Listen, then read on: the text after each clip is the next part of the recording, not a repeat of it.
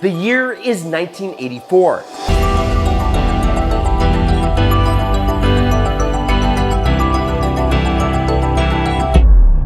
In America, fun has been outlawed. Rising gas prices and corporate overlords have killed the muscle car.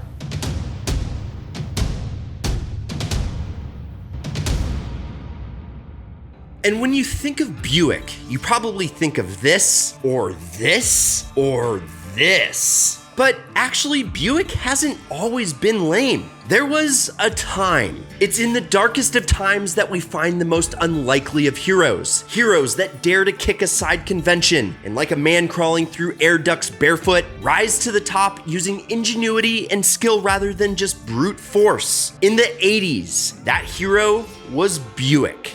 Yes, I'm actually serious. They built a muscle car when they really shouldn't have, and are perhaps probably the reason we have cars like the Hellcat today. Ladies and gentlemen, against all odds, this is how Buick created the ultimate muscle car.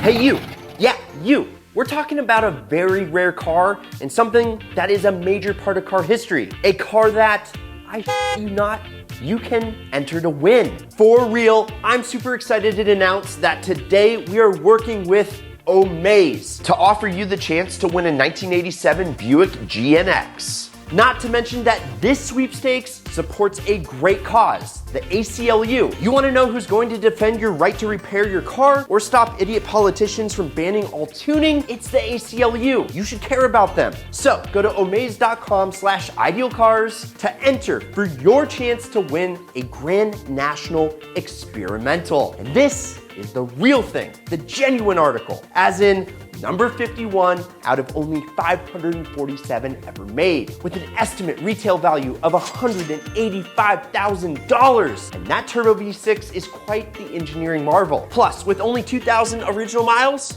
this thing's falling off. This is the ultimate muscle car from the 80s and is in like new condition. Now, guys, if I win this thing, you know you'll be seeing some smoky burnouts with this thing. And if you're not familiar with Omaze, they're a company that partners with charities and fundraising events that gives people the chance to win some amazing prizes, like this Buick Regal GNX we're looking at here, all while helping nonprofits make the world a better place. This one specifically being the ACLU, a nonprofit dedicated to defending the rights that the Constitution guarantees to all of us. So, like I said, for your chance to win a super clean Buick GNX, go to omaze.com/idealcars and enter now. Thanks for supporting the sponsors that support us.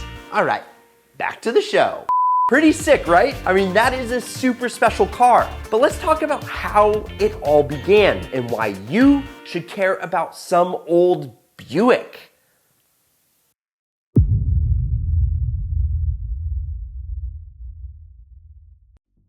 In the mid-70s, the US was experiencing something terrible. 3 simple words that every car enthusiast knows by heart, since they are the 3 words that mark the turning point for every car line. The oil crisis. That's when the Charger went from quarter-mile slayer to a 4-cylinder pile of cheap scrap. The Corvette got neutered, and, well, the Mustang too. Do I need to say more? I mean, that's a one-trick pony that wouldn't make it in a one-horse town. In short, the era of the American V8 died when it became too expensive to keep them fed. But the good news is, racing never died. Yes, racing, it's eternal. And there were still people out there making big power, even with gas prices through the moonroof. And if an American manufacturer wanted to prove themselves, they did it on the tarmac. Specifically, the National Association for Stock Car Auto Racing, NASCAR. Yeah, NASCAR. Saw manufacturers competing for something very important: your money. As they say in the industry, if it wins on Sunday, it sells on Monday.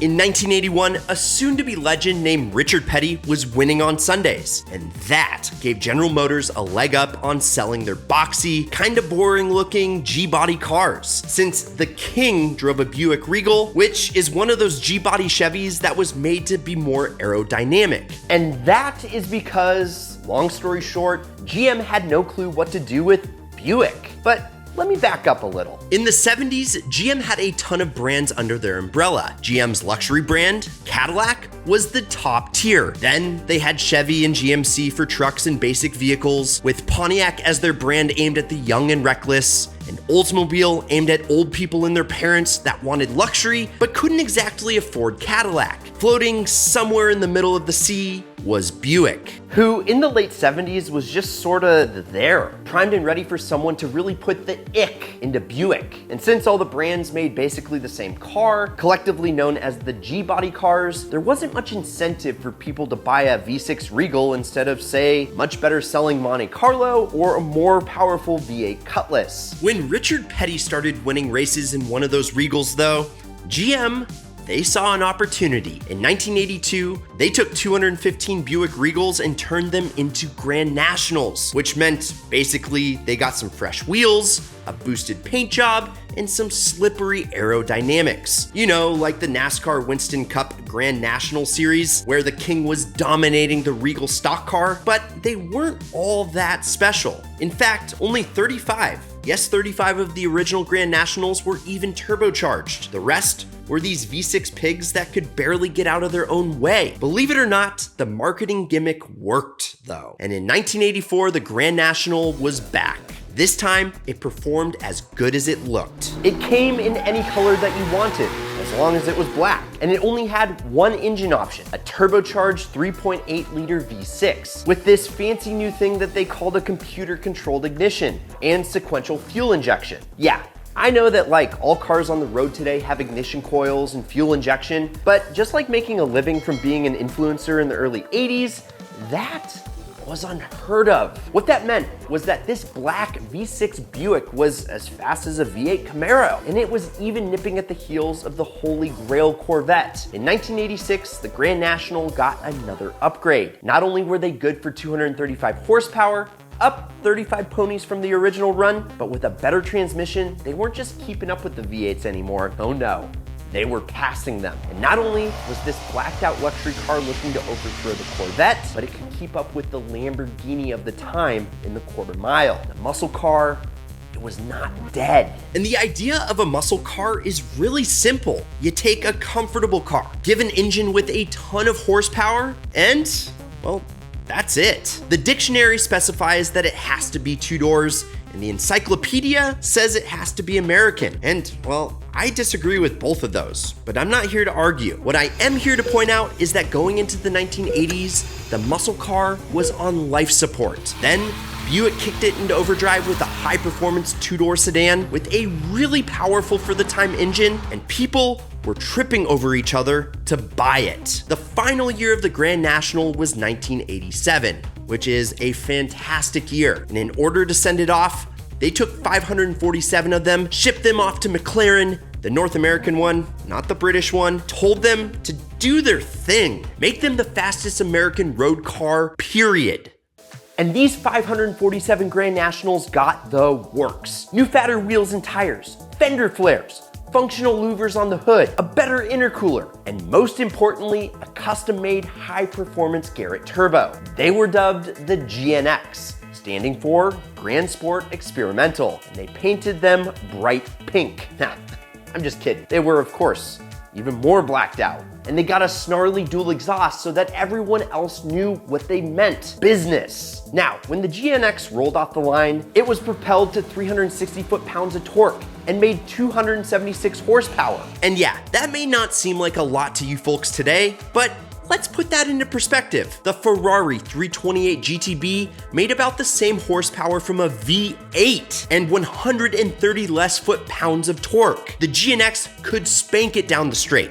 In fact, you better be sitting down for this. Even the dream car of dream cars, the Ferrari F40, was slower down the quarter mile than the GNX. Not only was the GNX like the quickest car GM had ever made, it was legitimately one of the quickest cars of the 80s. It could barbecue 60 in 4.6 seconds, which still today is a pretty impressive time. And it cemented the reputation of the all-black GNX as the dark side that the king built, as in, compared to the good guy V8 cars, the turbocharger was for rebels and villains. That's how you do a proper send-off by taking your grandma's grocery getter and turning it into the fastest car of the era. Yes, I agree. It's a shame that they only built 547 of them, since I think everyone should get a taste of one. And that's probably why they regularly sell for 200 grand or more. Well, unless you win one.